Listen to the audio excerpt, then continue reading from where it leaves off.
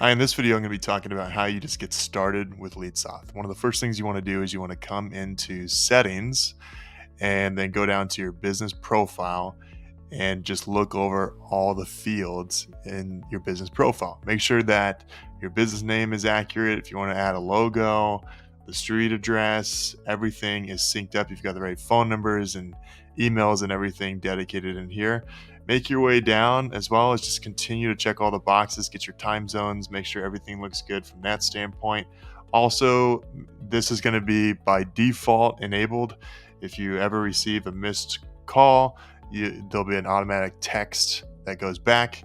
This is the standard text message that goes out. If you want to make any tweaks to that, go ahead and do that. Lastly, you can save your voice message. You can update your voice message setting. You can upload an MP3.